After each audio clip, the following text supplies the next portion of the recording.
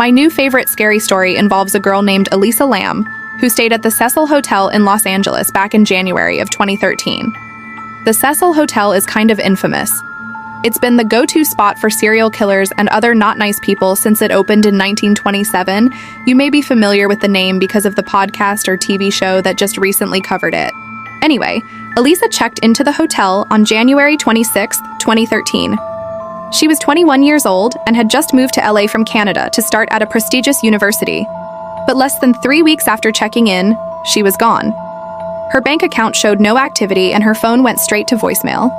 Her family filed a missing persons report and the police released a statement asking for help finding her. That's when the CCTV footage from the hotel lobby elevator was released to the public. In it, you can see Elisa getting into the elevator and then talking to somebody who isn't there. She looks around nervously and then presses the up button several times.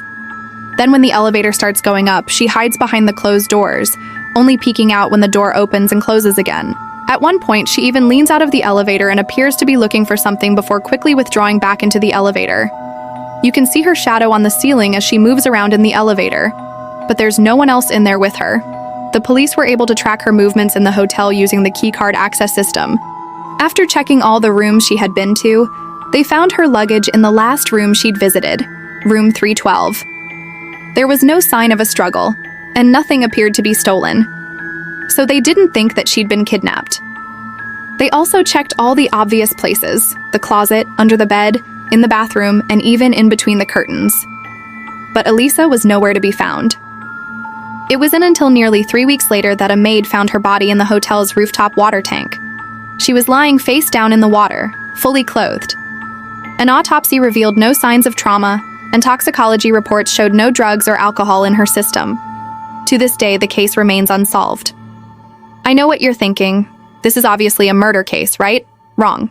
Because the coroner ruled her death as an accident, the police aren't even investigating it as a murder. They believe that Elisa was suffering from psychosis, which would explain the strange behavior caught on camera.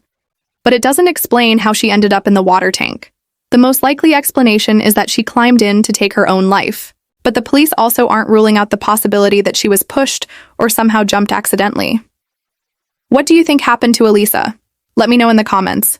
And if you like this video, be sure to check out more content. See you next time.